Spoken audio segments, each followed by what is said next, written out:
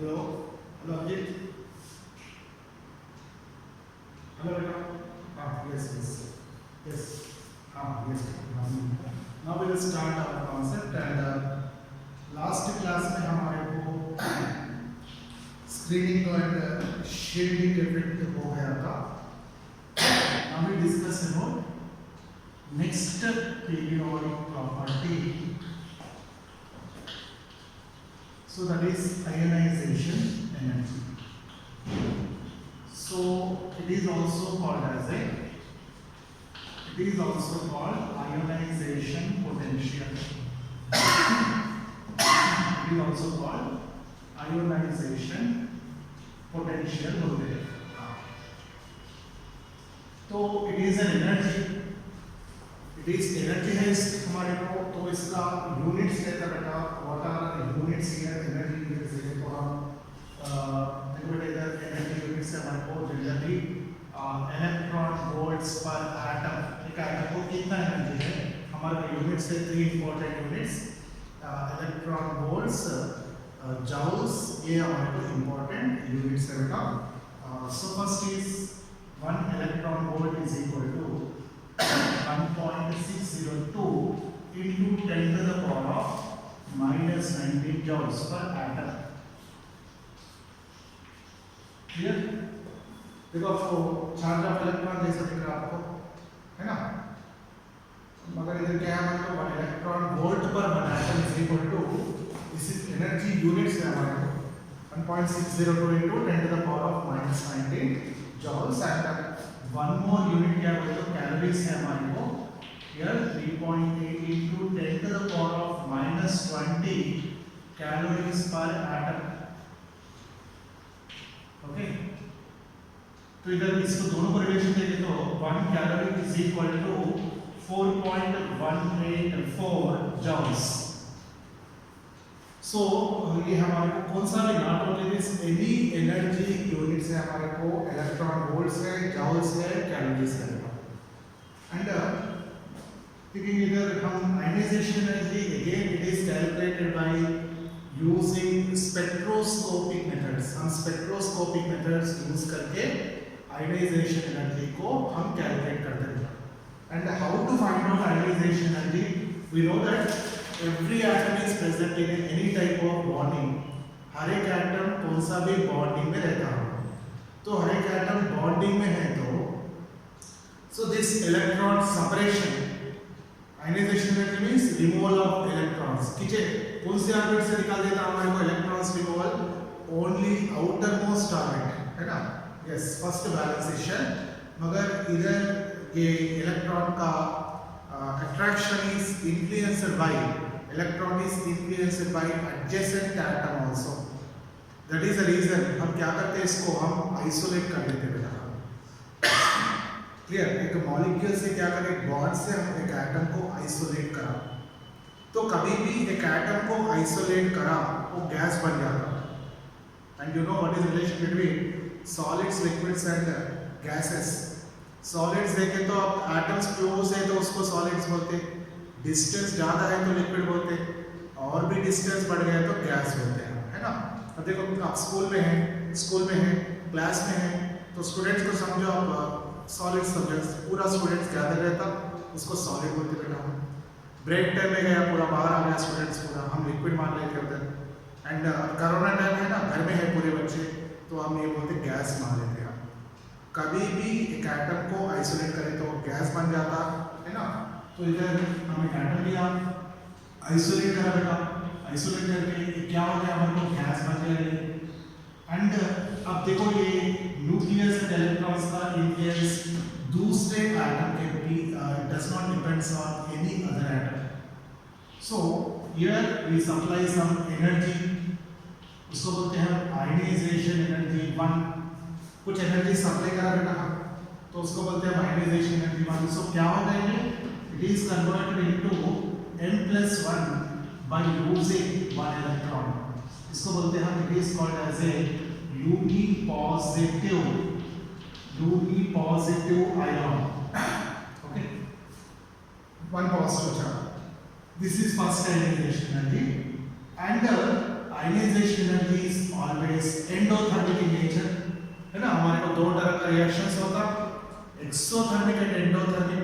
Endothermic means we supply some energy to atom, okay, because electron is attracted by nucleus. To overcome these attractive forces, we add some energy to atom, then electron is separated out. So first ionization energy. After that, M+1 uniposital ion to remove one more electron, then what is energy supplied is called as a ionization energy too. So here we write it as a M+2, one electron is separated out. क्या बोलते हैं इसको? It is called as a bi-negative ion. Yes, and after that, from bi-negative ion to remove electron one more, we supply some more energy. उसको बोलते हैं हम ionization energy 3. हम इधर लिखते हैं बेटा M+3 by losing one electron.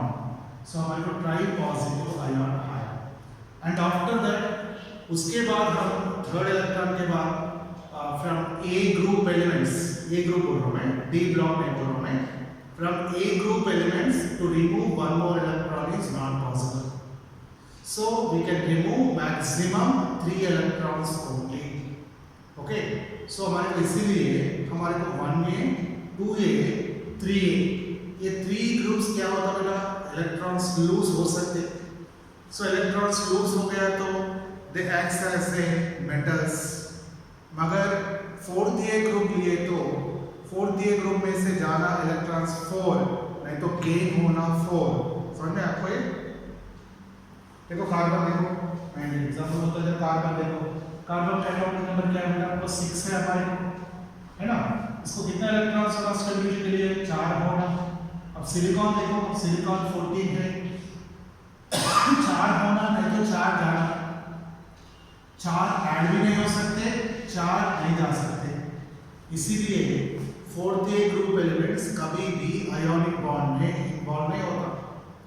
Okay, 4th A group elements को हम बोलते हैं नॉन मेटल्स ही बोलते हैं, बिकॉज एक्सेप्टिंग और donating of, yes non metals है, accepting or donating of electrons not possible in case of 4th A group elements. Clear? So these are called as a, हम इसको बोलते हैं बेटा, these are called successive ionization energies बोलते हैं. Successive. What is meaning of successive? Removal of first, second, third electrons. Yes. And here which ionization energy is more? तो देखेंगे हम ionization energy 3 greater than, है ना, greater than ionization energy 2 greater than ionization energy 1. Okay, सबसे yes इधर हमारे को तीसरा इलेक्ट्रॉन निकालना मुश्किल है कंपेयर टू दूसरा इलेक्ट्रॉन है फर्स्ट इलेक्ट्रॉन. हम इसको बोलते हैं सक्सेसिव आयोनाइजेशन एनर्जीज बोलते हैं. तो बेस्ड ऑन दिस कौन सा फैक्टर्स इधर इन्फ्लुएंस कर रहा, आप बोल सकते हैं कौन सा फैक्टर्स है इसमें. Why first ionization energy less than second. एक रीजन बोलो बेटा, क्या रीजन है? वाई फर्स्ट वीडियो नहीं दिख रहा आपको? हाँ बोलो बेटा.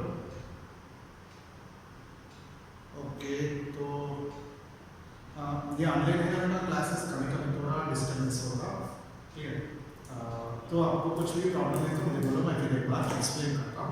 बोलता है मुझे देखो बेटा, आयनाइजेशन मैं इधर एक एग्जांपल बोलता हूँ. Ionization energy 2 greater than ionization energy 1. तो क्यों हो गया? तो इधर क्यों ऐसे 2 ज्यादा है फर्स्ट से? तो क्या फैक्टर्स हमारे को इन्फ्लुएंस कर रहा है हमारे को? ओके, तो देखेंगे हम. देखो बेटा, एक इलेक्ट्रॉन निकाल दिया तो क्या होता? साइज कम होता ज्यादा होता? एटम का साइज कम होगा. तो क्या हो गया? यस, तो आयनाइजेशन एनर्जी का फैक्टर्स इधर निकालेंगे. देखेंगे बेटा, फर्स्ट इज एटॉमिक साइज, है ना. क्लियर? Atomic size. तो हम इलेक्ट्रॉन निकाले तो आयनाइजेशन एनर्जी कम हो जाए. तो एटॉमिक साइज क्या हो रहा है बेटा, क्यों ज्यादा हो रहा है इलेक्ट्रॉन निकालने के बाद, एटॉमिक साइज कम हो रहा, तो आयनाइजेशन एनर्जी क्या हो रहा है बेटा, बढ़ जा रहा है ना, एटॉमिक साइज कम हो गया तो आयनाइजेशन एनर्जी बढ़ जा रहा हमारे को, तो हाँ yes ionization energy inversely proportional to atomic size. तो एक फैक्टर हमारे को मालूम हो गया। और देखो बेटा इधर एक इलेक्ट्रॉन निकल जाने के बाद हमारे को क्या रहा, इधर प्लस वन आ रहा, तो नंबर ऑफ प्रोटॉन्स ज्यादा हो रहा, तो नंबर ऑफ प्रोटॉन्स ज्यादा हुआ तो अट्रैक्शन भी ज्यादा हो गया है ना। तो इधर हम सेकेंड फैक्टर क्या ले सकते हैं बेटा, सेकेंड फैक्टर ले सकते हैं हम ionization energy directly proportional to क्या लेते हैं बेटा, न्यूक्लियर चार्ज है ना, हम इसको ऐसे भी बोल सकते हैं effective nuclear charge. Okay and और क्यों ज्यादा हो रहा बोले तो नंबर ऑफ शेयर्स भी कम हो रहा उधर, इलेक्ट्रॉन्स निकल रहे तो हमारे को आयनाइजेशन एनर्जी को और इन्फ्लुएंस करता, क्या है हमारे को शेडिंग इफेक्ट है, नंबर ऑफ शेयर्स ज्यादा हुआ तो yes very good and it is inversely proportional to screening effect. One more factor क्या है बोले तो ionization energy depends on penetration effect of orbital। Okay so हमारे को सेम एनर्जी लेवल में लिया बेटा, सेम एनर्जी लेवल में सेम ऑर्बिट में लिया, तो कौन सा ऑर्बिटल न्यूक्लियस को क्लोज रहेगा सेम ऑर्बिट में, मुझे एक बार बोल सकते हैं एस ऑर्बिटल यस। तो इधर हम देखेंगे बेरिलियम एंड बोरॉन, ये दोनों को कंपेयर करेंगे हम, where ionization energy is more, beryllium configuration is 1s2 2s2, हाँ इसका कॉन्फ़िगरेशन क्या है एटॉमिक 2p1, तो ये दोनों को कंपेयर करें तो ये p है सेम एनर्जी लेवल में है 2s एंड 2p। ओके तो 2p का डिस्टेंस क्या है, 2p is more distance compare to 2s है ना, तो इधर से इलेक्ट्रॉन निकालना, for this to removal of electron from 2p orbital is less compared to 2s orbital है ना। so beryllium first ionization energy greater than boron first ionization energy, clear है समझ में आपको। so it is called penetrating effect, तो हम कैसे लिखेंगे penetrating effect, right here ns greater than NP greater than ND greater than NF, yes तो ये हमारे को पेनिट्रेटिंग इफेक्ट है। एंड नेक्स्ट फैक्टर है बोले तो elements with half filled and completely filled configuration हमारे पास स्टेबल है।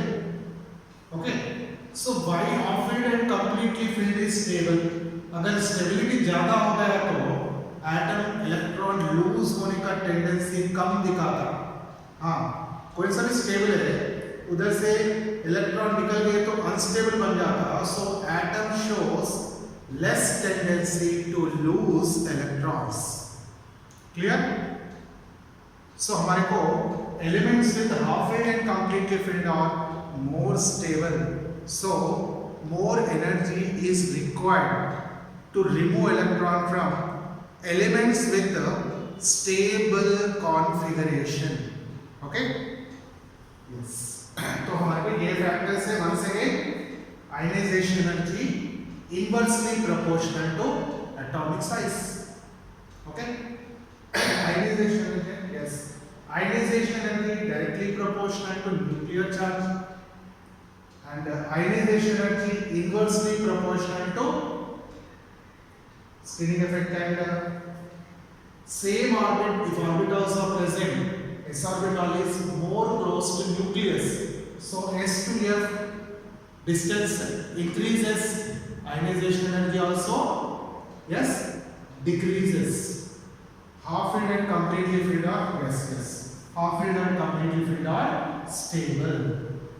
तो हम एक बार wide half filled and completely filled configuration stable है एक बार हम देखेंगे बेटा। ओके, तो एक बार हम ये डिस्कस करेंगे मैग्नेटिक प्रॉपर्टीज ऑफ इलेक्ट्रॉन्स के बारे में हम डिस्कस करेंगे बेटा। One second. तो इलेक्ट्रॉन क्या हो रहा है इधर, न्यूक्लियस है, इलेक्ट्रॉन न्यूक्लियस से, this is electron revolves around nucleus, है ना, and because of electron shows a spin, it shows a clockwise and anti-clockwise spin. Electron is a charged particle because of revolving around nucleus and because of spin. Electron shows a magnetic movement, है ना, magnetic movement है। तो इधर देखेंगे हम completely filled configuration, हम एक element लेंगे, व्हाट इज द कॉपर देखेंगे बेटा, हमारा एलिमेंट कॉपर, हमारे को एटॉमिक नंबर है 29 है atomic number. What is electronic configuration of copper? When atomic number is 29, atomic number 29, what is electronic configuration? So 1s2, 2s2, next is 2p6, 3s2, 3p6, 4s2, 3d9, 3d9। हम ऐसे directly लिख सकते हैं, D block elements 29 है ना, हम ऐसे भी लिख सकते हैं लास्ट शेल 4s2 3d9। हाँ, तो इधर देखेंगे बेटा हमारे को ये लास्ट शेल्स दो है, वो इसे लिखेंगे हम, इधर 4s2 का 2 इलेक्ट्रॉन्स है एंड 3d9 लिखेंगे इधर हम 1 2 3 4 5 6 7 8 9। तो इधर एक इलेक्ट्रॉन है, वो इलेक्ट्रॉन का मैग्नेटिक मोमेंट नलिफाई नहीं हुआ। सो क्या हो गया फिर, हाँ नलिफाई नहीं हुआ और इलेक्ट्रॉन स्पेड नहीं हुआ, एंड तो क्या हो गया, अब इलेक्ट्रॉन का थोड़ा मैग्नेटिक मोमेंट है। So try to nullify this magnetic moment by involving in chemical bonding. नहीं तो ये क्या होता बोले तो ये लास्ट शेल, एक्चुअली हम इधर लिखे मतलब ये फोर्थ शेल में है, इधर से इधर इलेक्ट्रॉन आ गया था हमारा, फोर्थ से थर्ड को जा गया बेटा, थर्ड आया तो क्या होता है, पेयर हो जाता है last. Okay, D block elements में हमारे को डी ऑर्बिटल थोड़ा सिमेट्रिकल है, नहीं वो इंपॉर्टेंट है, तो हमारे को कॉन्फ़िगरेशन है बेटा 4s1 3d10। नाउ 3d10 आपको कैसे दिख रहा, सिमेट्रिकल दिख रहा नहीं दिख रहा, प्रॉपर है, सिमेट्रिकल है ना, सिमेट्रिकल है and clockwise electrons magnetic moment nullified bye anti clockwise electrons, हाँ नलिफाई हो गया, क्लियर, कैंसिल हो गया बेटा, तो ये स्टेबल बन गया। ओके, सो अब ये स्टेबल है, ये डी ऑर्बिटल, इसमें से इलेक्ट्रॉन निकालना मुश्किल है। ओके, अब देखो आप बोलो पीरियोडिक टेबल में which group elements, A group बोल रहा हूं मैं, कौन से ए ग्रुप एलिमेंट से इलेक्ट्रॉन निकालना मुश्किल है? Yes, 8 group elements. क्यों? Because of stable configuration. Yes.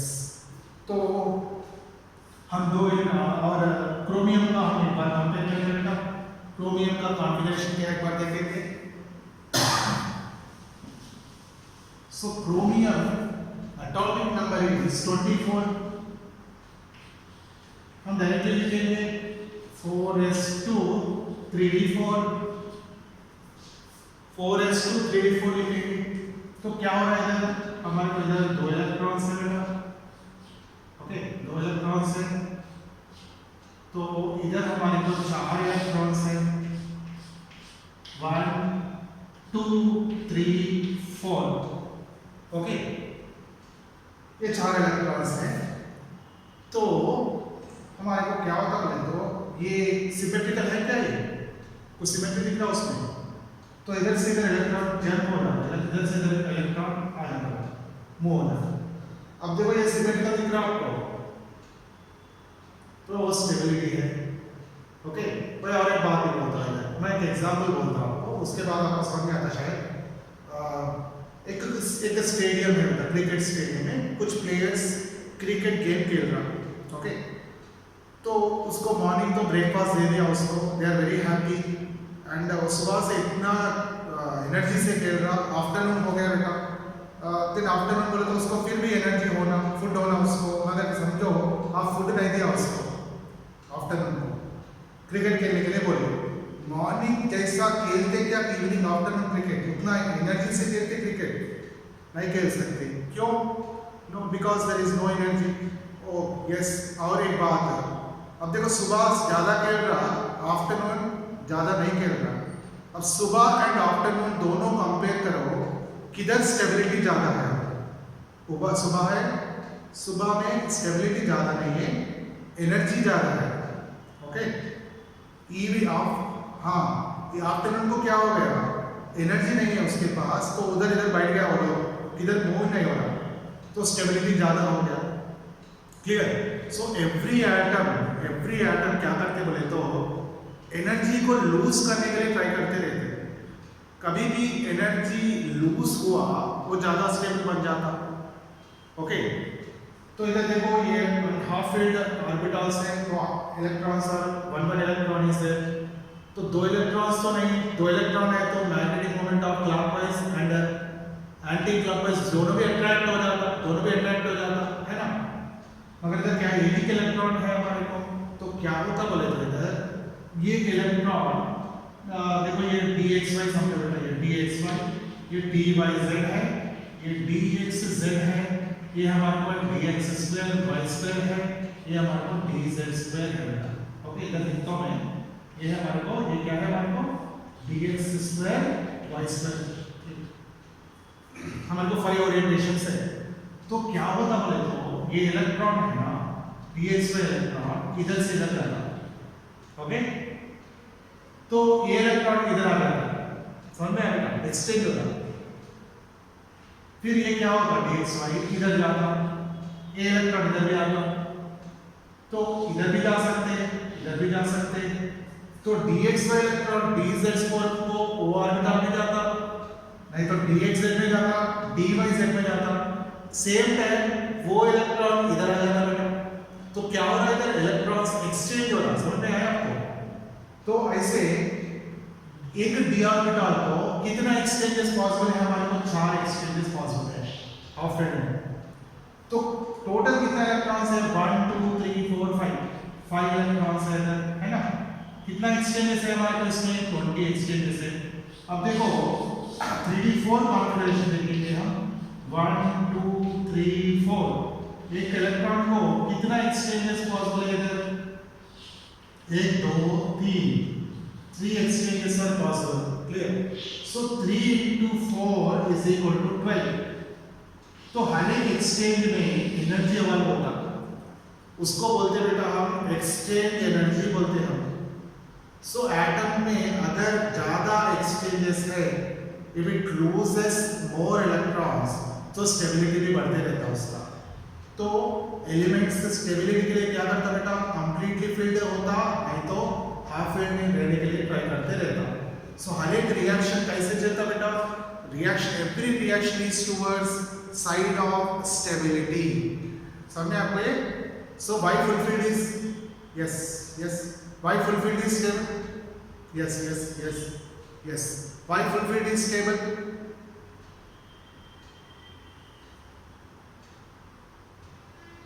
because of completely filled configuration, that is symmetrical configuration, and total magnetic moment is nullified.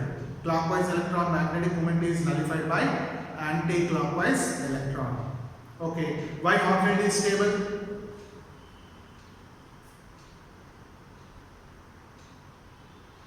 Why half filled is stable? अभी बोला why half filled is stable?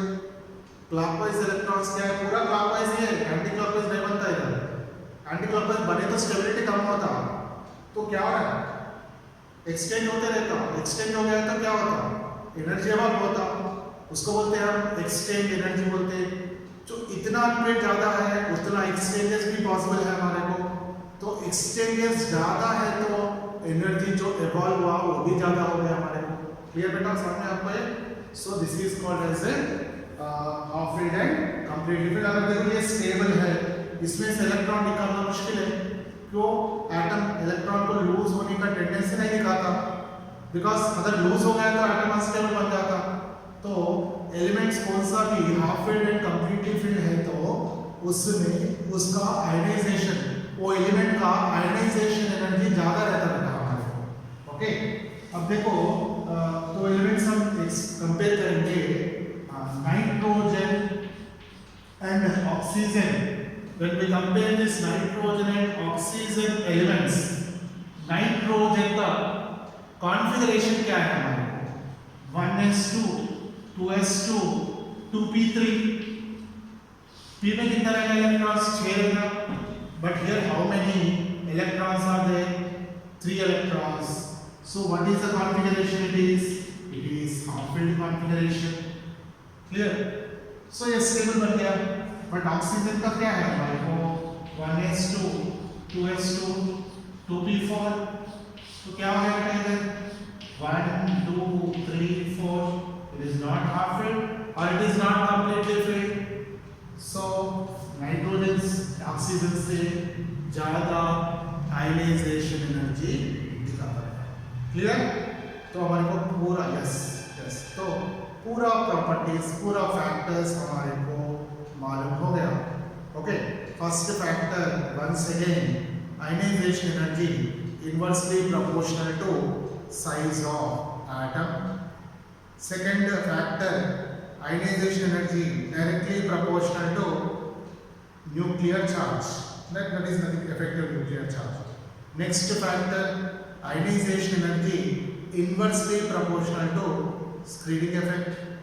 Next factor ionization energy depends on orbital. S orbital is more close, so S to F ionization energy decreases. And next is elements with half filled and completely filled configuration are more stable. Completely filled is more stable because total magnetic moment is 0. Half filled is stable because exchange energy is more. Okay, तो हमारे को ये second third periodic property हो गया बेटा हमारा। Okay, तो हम क्या करेंगे अब इसके ऊपर कुछ क्वेश्चंस हम डिस्कस करेंगे बेटा थर्ड पीरियोडिक प्रॉपर्टी के ऊपर। मैं इधर क्वेश्चंस लिखता हूँ, you try to solve that questions. Okay,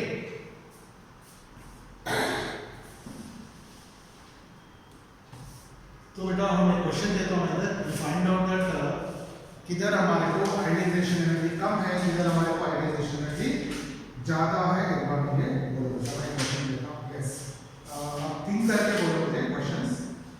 1 minute बेटा।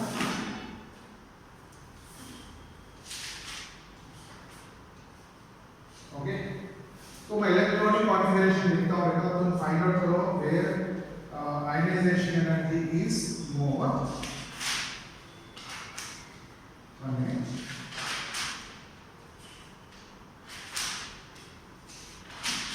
Yes, here कुछ एलिमेंट्स दिया इधर फर्स्ट एलिमेंट दिया बेटा, ये सेकंड एलिमेंट दिया, ये थर्ड एलिमेंट दिया, इधर हमारे को फोर्थ एलिमेंट दिया।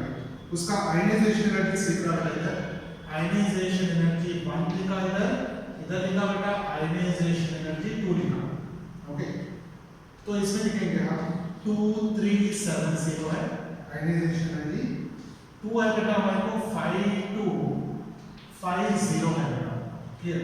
इसमें क्या है तो 520, इधर क्या है बेटा हमारे को 7300, इधर है हमारे को 900 एंड इधर दिया बेटा आपको 1800, इधर दिया आपको 1700, इधर दिया आपको 3400 करके दिया बेटा।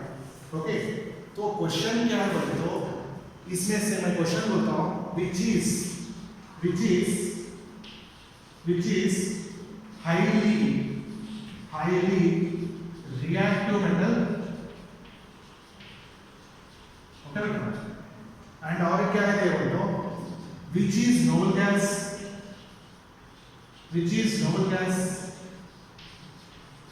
एंड नॉन मेटल्स क्या है इसमें? Find out, you find out. Okay, yes, you find out. Try to find out, तब थिंक करके एक बार फाइंड आउट करो। मैं 1-2 मिनट्स टाइम देता हूँ, आपको नया तो मैं एक्सप्लेन करता हूँ, you try to solve it. Yes, okay.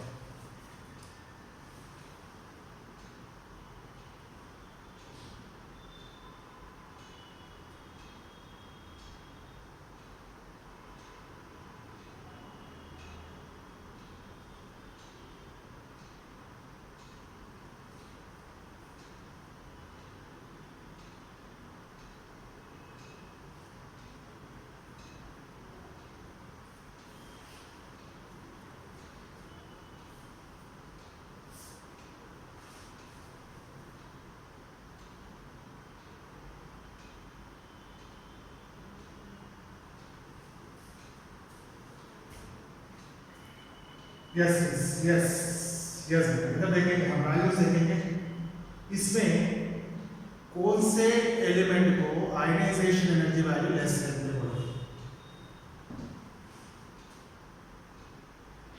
हाँ, सेकंड वन है, तो हमारे को मालूम है। यस, हाँ, तो मेटल का आयनाइजेशन एनर्जी ज्यादा रहता कम रहता अभी भी। कौन सा ग्रुप मेटल है, मतलब ये ग्रुप में कौन सा मेटल है हमारे को 1A 2A ग्रुप है ना, 1A 2A ग्रुप। हाँ, तो मेटल से क्यों है फर्स्ट के, क्यों है हमारे 1A 2A group. Okay, 1A 2A में कौन से हाईली रिएक्टिव मेटल है हमारे को।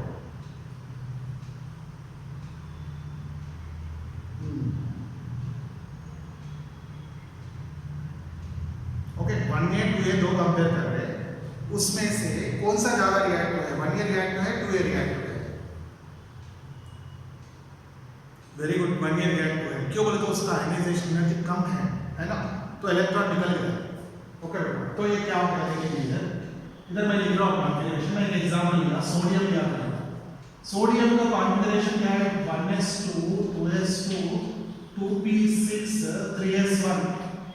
ओके, एक इलेक्ट्रॉन निकल गया आपको, इधर इलेक्ट्रॉन निकल गया, निकलने के बाद सोडियम का चार्ज क्या आपको +1 है, तो इधर क्या क्या ज्यादा होना बेटा, पॉजिटिव चार्ज भी ज्यादा होगा, है ना। और एक क्या है बेटा, +1 आया तो उसका कॉन्फ़िगरेशन क्या है, 1s2 2s2 2p6, क्या हो गया बेटा, इधर ऑक्टेट आ गया इधर हमारे को, तो ऑक्टेट इधर स्टेबल है, तो सेकंड इलेक्ट्रॉन निकालना इजी है मुश्किल है, हाई वेरी हाई एनर्जी, तो इधर इसीलिए क्या हो गया, सेकंड सडनली ज्यादा हो गया बेटा। तो कौन सा हो गया आपका हाईली रिएक्टिव मेटल, ये हमारे को हो गया हाईली रिएक्टिव मेटल। ओके, हाँ, विच इज नोबल गैस बोलो, मुझे बोलो नोबल गैस का आयनाइजेशन एनर्जी ज्यादा रहता कम रहता, तो इधर किधर ज्यादा दिख रहा बेटा आपको,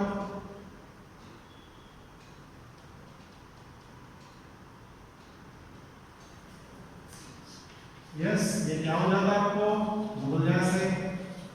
हाँ, तो ये आपके पास आफ्टर नोबल गैस ये क्या हो गया बेटा, नॉन मेटल है, ज्यादा है हमारे को, ये क्या हो गया आपको, ये नॉन मेटल है। हाँ, हम इसके बारे में नहीं बोल सकते हैं, ओके, इसके बारे में बोल सकते हैं नॉन मेटल है, ये मेटल है, ये नोबल गैस है। आपको समझ में आया बेटा, आपको clearly, okay. Yes yes yes, और एक क्वेश्चन सॉल्व करो बेटा, try to solve one more question. आप कितना क्वेश्चन सॉल्व करें तो आपको उतना कॉन्सेप्ट क्लैरिटी आ जाता है। और एक क्वेश्चन आप सॉल्व करो, पहले देखता हूँ इलेक्ट्रॉनिक कॉन्फ़िगरेशन लिखता हूँ मैं, 1s2 2s2 एक कॉन्फ़िगरेशन है, उसके बाद बेटा 1s2 2s2 2p3, आपको मालूम है एलिमेंट्स क्या, okay, based on electronic configuration लिखो आप, 1s2 2s2 2p4 एक है बेटा, उसके बाद है 1s2 2s2 2p6 3s1 एक है, ओके, उसके बाद है आपको 1s2 2s2 2p6 3s2 है। क्या करना बोले तो आपको इसमें आयनाइजेशन एनर्जी डिक्रीजिंग ऑर्डर में लिखो आप, क्लियर, डिक्रीजिंग और इंक्रीजिंग बोल सो लिखो, ट्राई करो। यस,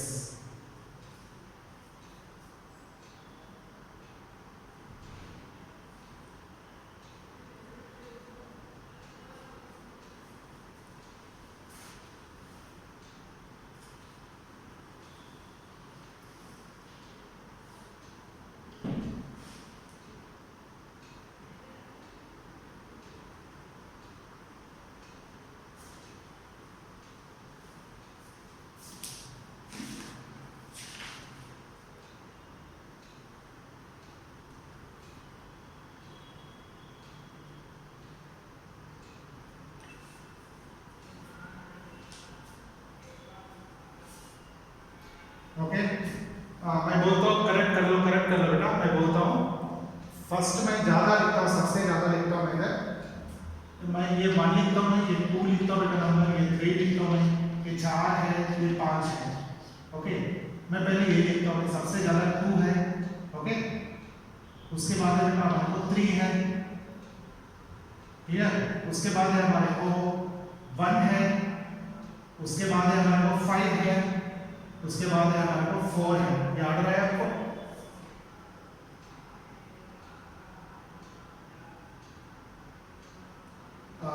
वन नहीं रहता बेटा, ये 1s2 है तो नोबल गैस है।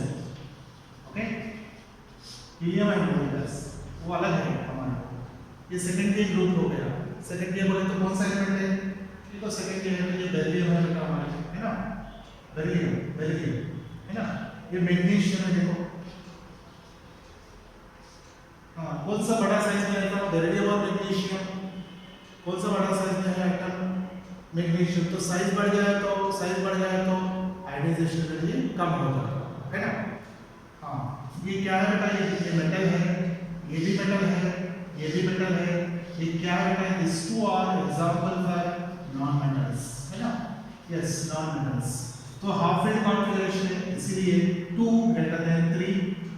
नॉन मेटल का आयनाइजेशन एनर्जी ज्यादा रहता है, सो 2 ग्रेटर देन 3। उसके बाद आना हमारे को 1, उसके बाद आना 5, उसके बाद लीस्ट है हमारे को फर्स्ट के group, because it loses electron easily.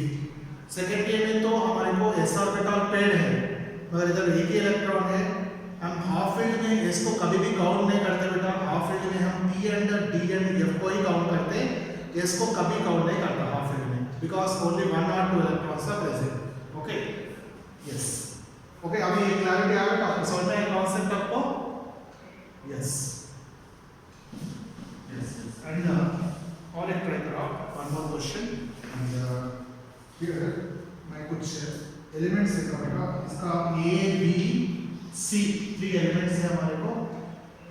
Ionization energy 1 है, आयनाइजेशन एनर्जी 2 है। ओके, तो ये इधर लिखा मैं, B इधर लिखा मैं, C इधर लिखा। ये में कितना है हमारे को? What is the value? Kilo joules में है बेटा, 400 है। ये कितना हमारे को? 550 है। ओके, ये कितना बेटा हमारे को? 1150 बैठा। उसके बाद ये क्या दिया आपको? 2650 दिया। ये क्या दिया बेटा आपको? 1070 दिया। ये दिया बेटा आपको 2090 दिया। ओके, एंड इसमें क्या करते हैं? इसमें 3 में एक 1A ग्रुप एलिमेंट है, एक 2A ग्रुप एलिमेंट है, एक नॉन मेटल है।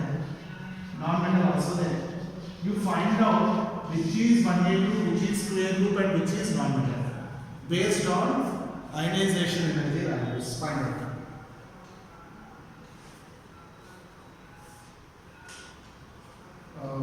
ये yes, ये बोल गया? Yes, C है आपका। yes बेटा, कौन सा फर्स्ट है, कौन सा सेकंड है?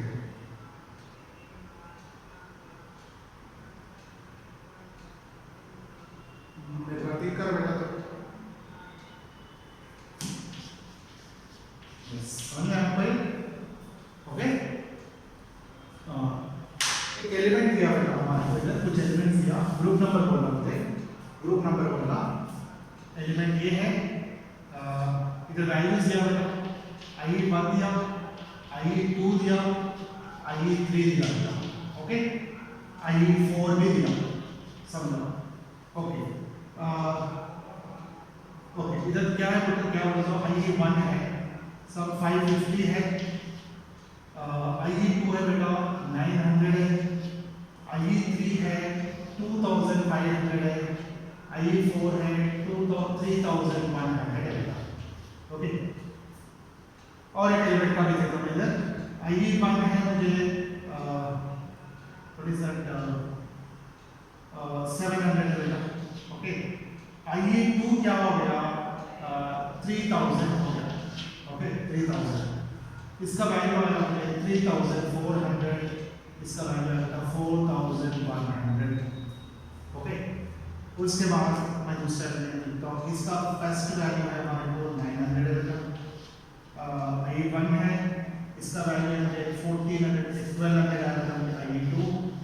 थर्ड क्या आया हमने 3900 आया, इधर आया 4300 आया था। ओके, और एक एलिमेंट लिखता हूँ इधर I1 इज 1100 है, इसके बाद एक 1700 है बेटा, उसके बाद 2300 है, उसके बाद ये सडनली ये एलिमेंट पावर भी लिखता हूँ आई भी लिखता हूँ, नहीं होता बस नहीं होता मगर सब एग्जांपल लेके हम इधर आया बेटा हमारे को 2900 आया, इधर मिल जाएगा 5600 आया, 5000 में और भी ज्यादा लिखिए ना 7000 आया। मुझे बोलो बेटा कौन सा रूल एलिमेंट से देख के बोलो।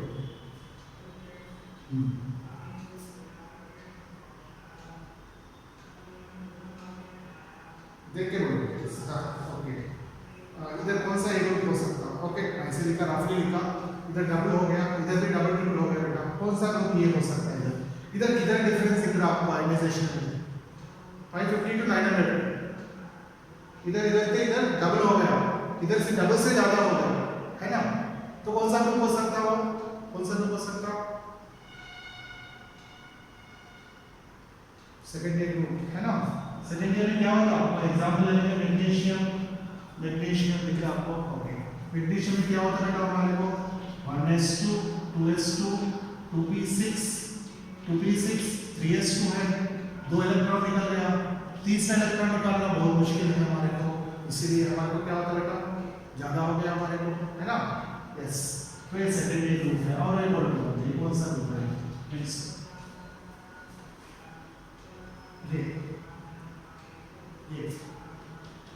ये बात ये है।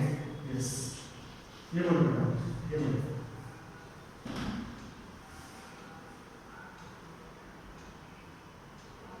वेरी गुड, ये 3A ग्रुप है। यस, ये क्या होगा?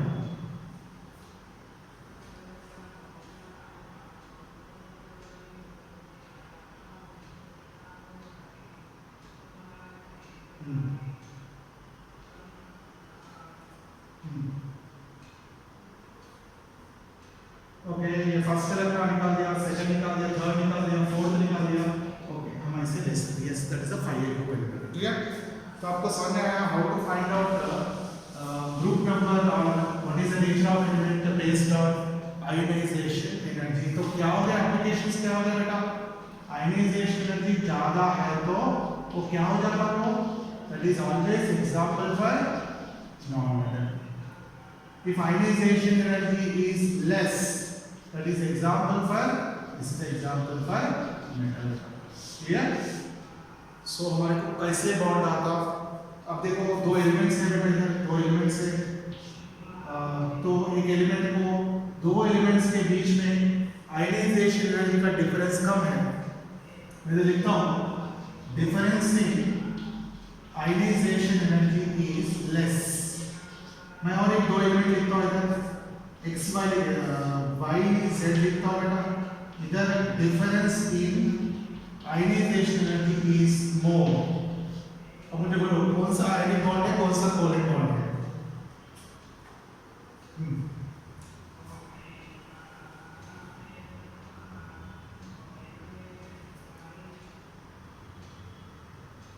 डिफरेंस बोल रहा हूँ, डिफरेंस दो एलिमेंट के बीच में।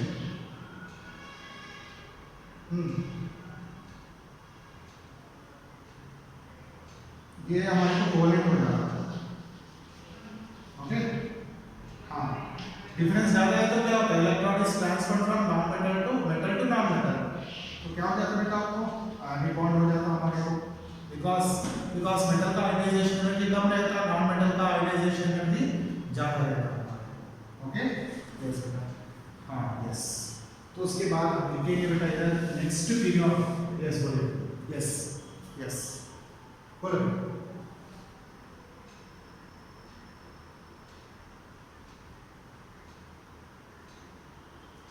नहीं, ऐसा नहीं बोल रहा मैं, आयनाइजेशन एनर्जी ज्यादा है तो ही नॉन मेटल रहता, कम है तो मेटल रहता। मैं डिफरेंस बोल रहा हूँ, मैं डिफरेंस बोल रहा हूँ। अगर दो एलिमेंट्स के बीच में बोलो, दो एलिमेंट के बीच में आयनाइजेशन एनर्जी का डिफरेंस कम है तो उसके बीच में कोवैलेंट बॉन्ड नहीं बन सकता। आयनाइजेशन एनर्जी ज़्यादा डिफरेंस है तो इलेक्ट्रॉन क्या होता बेटा, electron transfer from less ionization energy element to more ionization energy element. Here, because more ionization energy is nothing but that element it shows no tendency to lose electron. Okay बेटा, okay देखो एक दो element में difference ज्यादा है तो एक metal हो सकता एक नॉन मेटल हो सकता। यस, उसके बाद है हमारे को नेक्स्ट पीरियोडिक प्रॉपर्टी है बेटा, हमारे को नेक्स्ट पीरियोडिक प्रॉपर्टी है इलेक्ट्रॉन एफिनिटी। ये exactly opposite to ionization energy, opposite to ionization, तो इलेक्ट्रॉन एफिनिटी बोलते हैं इसको, और it is also called as a electron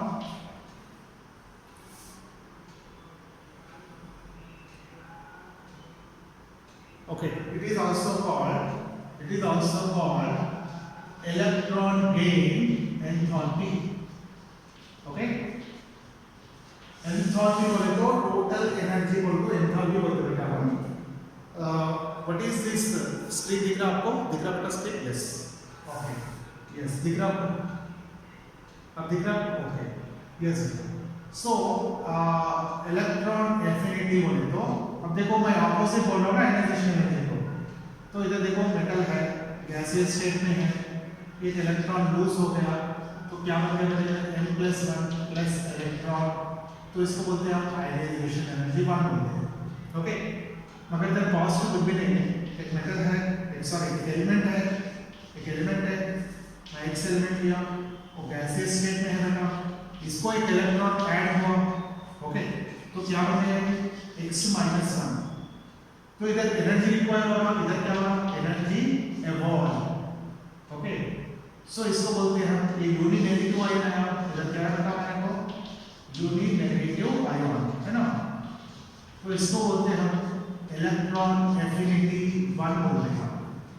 okay, मगर हर एक एलिमेंट को ये एनर्जी एवॉल्व नहीं होता, नॉन मेटल्स को ही एनर्जी एवॉल्व होता।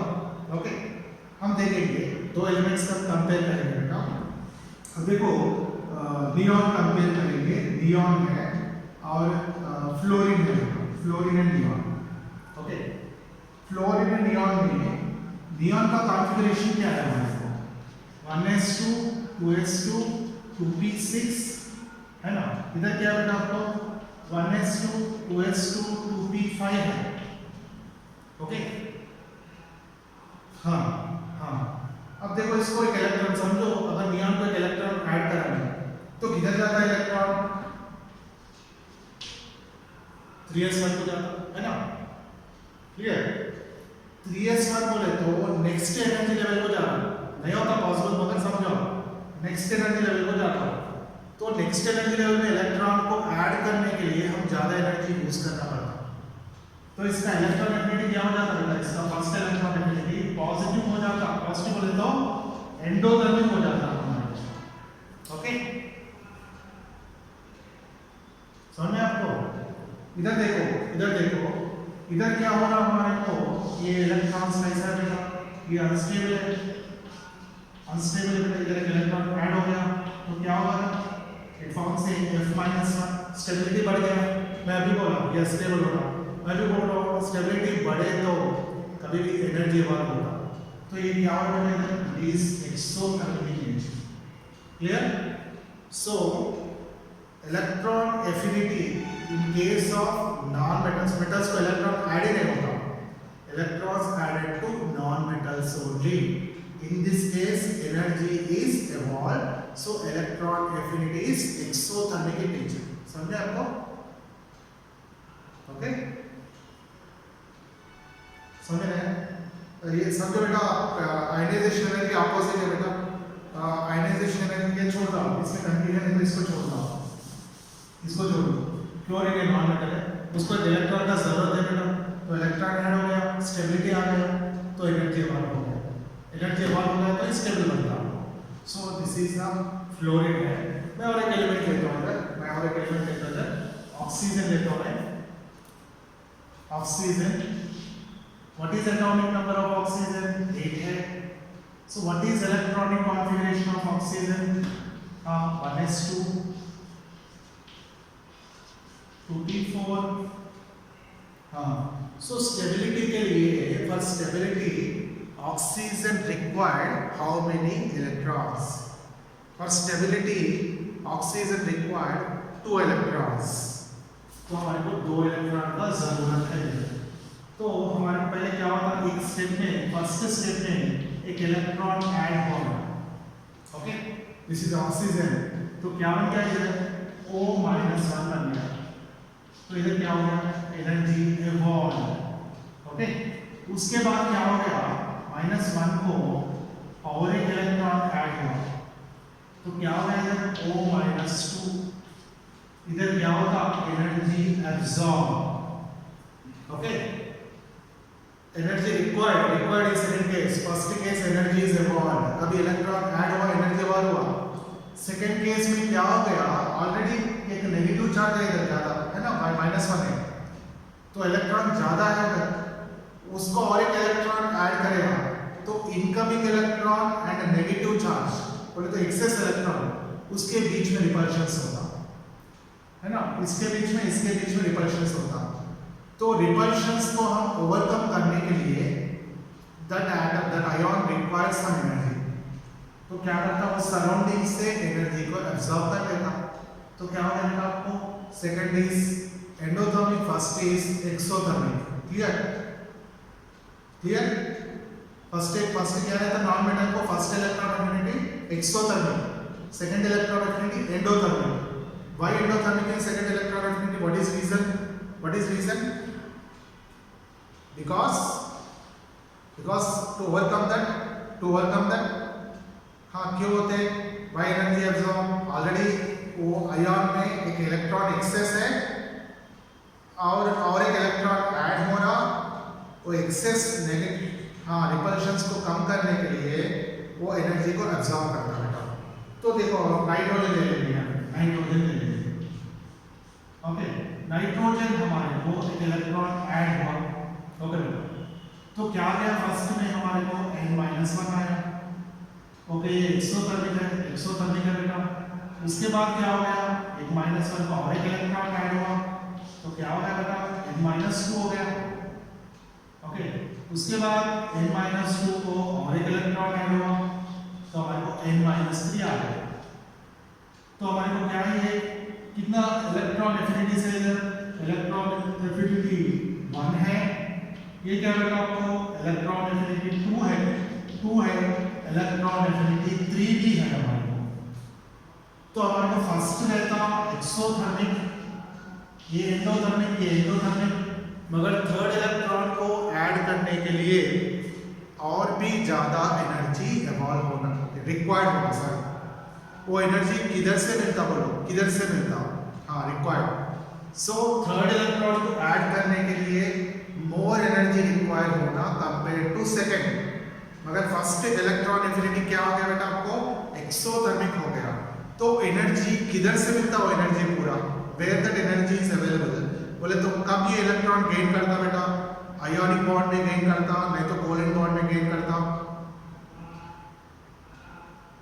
यस तो कभी भी एक केमिकल बॉन्ड हुआ तो समझ लो आप याद रखो कौन सा भी केमिकल बॉन्ड में एनर्जी इवॉल्व होता ओके उस बोले तो ये वो बॉन्डिंग में कुछ एनर्जी गेन कर लेता इलेक्ट्रॉन्स को ऐड कर लेता टोटल एनर्जी चेंजेस हमारे को इवॉल्व नहीं तो एब्जॉर्ब होते रहता बेटा हमारे क्लियर ओके तो कभी भी देखो एक एलिमेंट है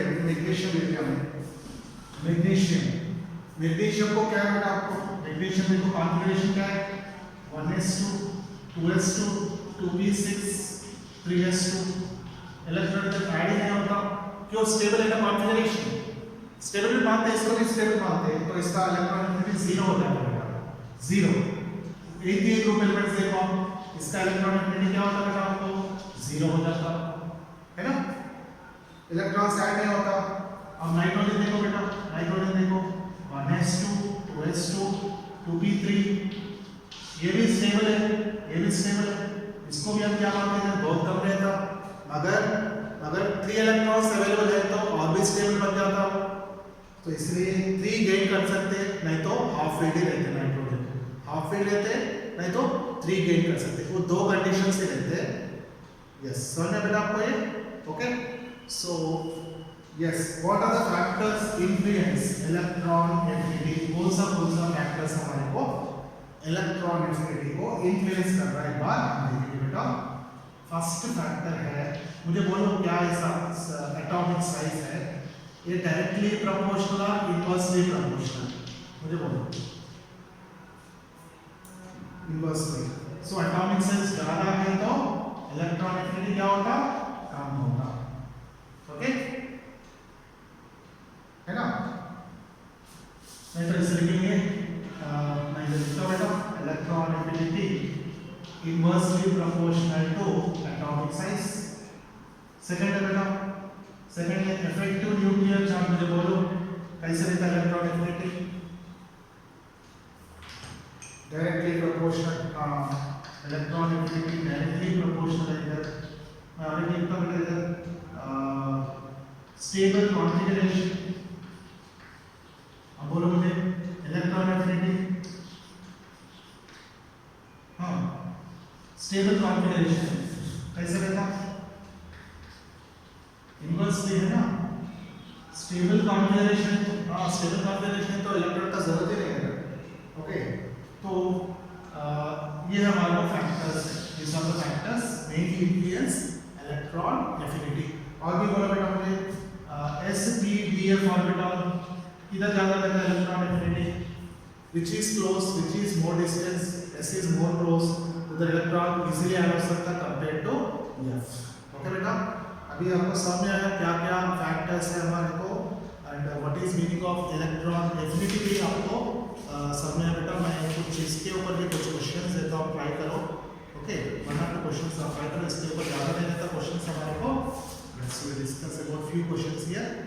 yes, this one question here. Okay okay, और भी थोड़ा इंफॉर्मेशन है, मैं भूल गया। देखो बेटा इधर 7A ग्रुप एलिमेंट्स है, कौन सा एलिमेंट्स है? देखो 7A ग्रुप,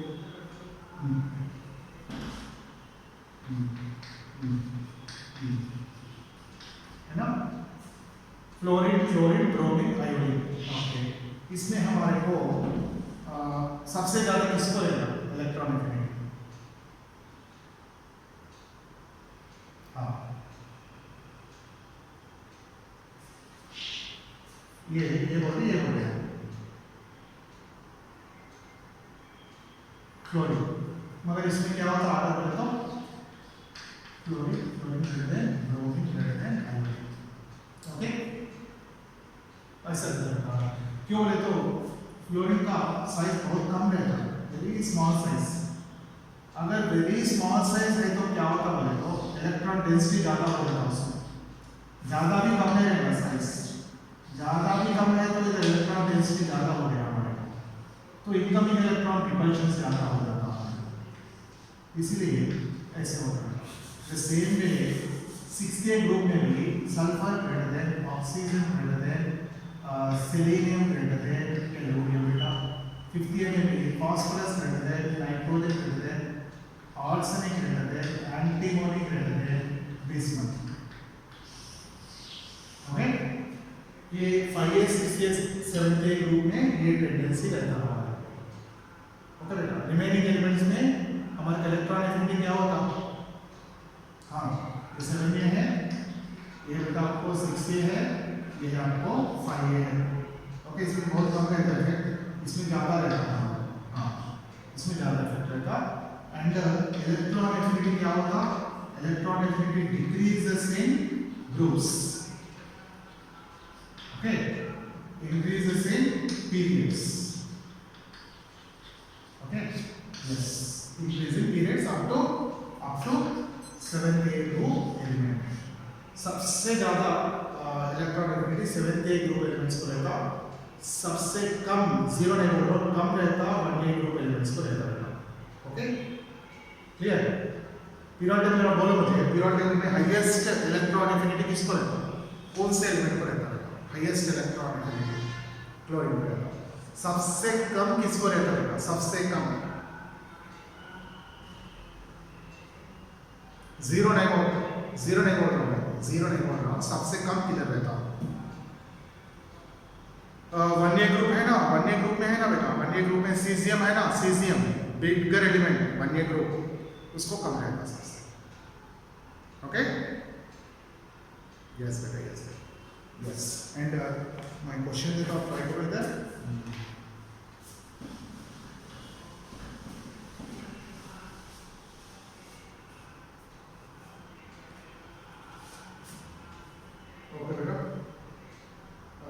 फॉस्फोरस है, क्लोरीन है, सल्फर है, फ्लोरीन है। You write it a decreasing order, decreasing order में लिखो, तो सबसे ज्यादा किसको है, सबसे किसको कम है, बट तोड़ नहीं पड़ेगा। यस, ट्राई करो, ठीक है ऑर्डर। हाँ, फर्स्ट वन है हमारे को, फर्स्ट वन है क्लोरीन। उसके बाद है बेटा, देखो इधर ग्रुप्स लिखेंगे, nitrogen phosphorus, nitrogen phosphorus, sulphur oxygen sulphur, chlorine fluorine. Okay, मैं इधर कैसे लिखता हूँ, मैं इसको उल्टा लिखता हूँ इलेक्ट्रॉनिक में, इधर मैं लिखता हूँ सल्फर लिखता हूँ, इधर मैं लिखता हूँ ऑक्सीजन लिखता हूँ, इधर मैं लिखता हूँ फॉस्फोरस लिखता हूँ, इधर मैं लिखता हूँ नाइट्रोजन लिखता हूँ। सबसे ज्यादा किसको रहता है, क्लोरीन को रहता है। ओके, उसके बाद रहता बेटा हमारे को सल्फर को है, सॉरी फ्लोरीन को है, फ्लोरीन को ये फ्लोरीन को है। उसके बाद है सल्फर को है, फॉस्फोरस, लीस्ट इज फॉस्फोरस है हमारे को। एंड वन मोर क्वेश्चन बेटा, one more question like this,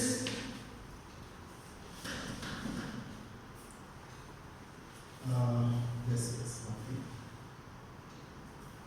one more is electronic configuration here, atomic number है 9 11 21 36। इसमें इलेक्ट्रॉन एफिनिटी ऑर्डर लिखो, आयनाइजेशन एनर्जी ऑर्डर लिखो, दो भी लिखो। यस, ट्राई करो।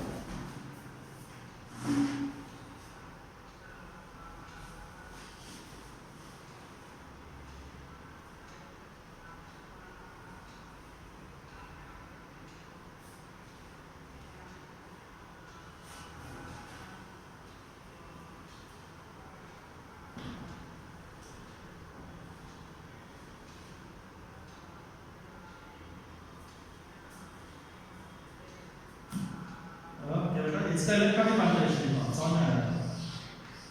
ओके, देखो 9 क्या है, 2p5, हाँ क्लोरीन है, 11 है, 2s2 2p6 3s1 सोडियम है, 21 है, 21 दिया ना, 21 छोड़ दो, 21 छोड़ दो, 36 का, 36 क्या है, आर्गन। ओके, क्रिप्टॉन है, यस यस क्रिप्टॉन। ओके, अब लिखो मुझे, किसको ज्यादा इलेक्ट्रॉन एफिनिटी रहेगा, किसको कम रहेगा, किसको मिडिल रहेगा।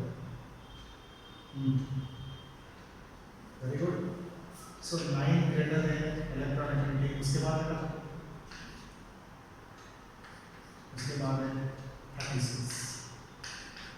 यस यस, उसके बाद आयनाइजेशन बोलो।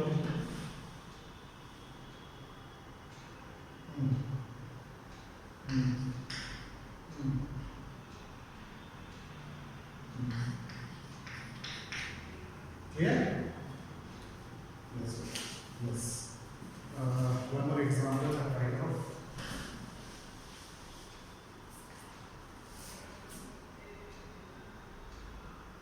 इसको किसमें जा रहा है, पेज दिया है, इसमें किसको जा रहा है, मुझे देखो।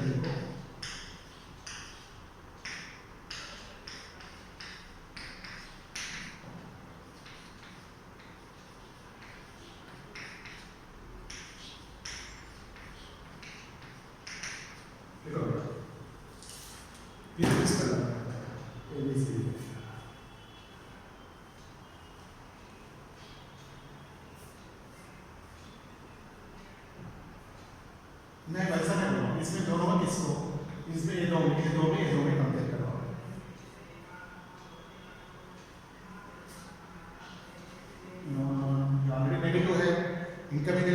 रिपेल्ड, है ना, रिपेल हो जाता ना, तो किसको जाता है? यस, इधर किसको होता? इधर किसको होता? फास्फोरस से हो, पोटेशियम नहीं होता। हाँ, यस यस, ये है, ओके, यस। उसके बाद मैं और कुछ लिखता बेटा।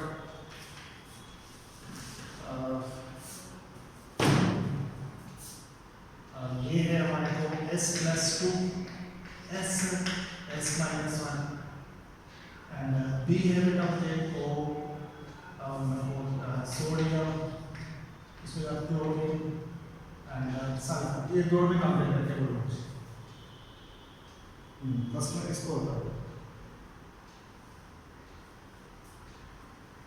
यस।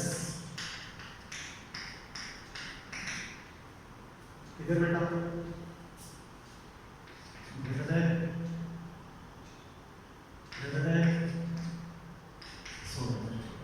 ओके, यस बेटा। तो हमारे को ये है सेकेंड, हमारे को फैक्ट थर्ड है पीरियोडिक प्रॉपर्टीज में। ओके, तो क्या क्या है मुझे एक बार पीरियोडिक प्रॉपर्टीज बोलो बेटा। What are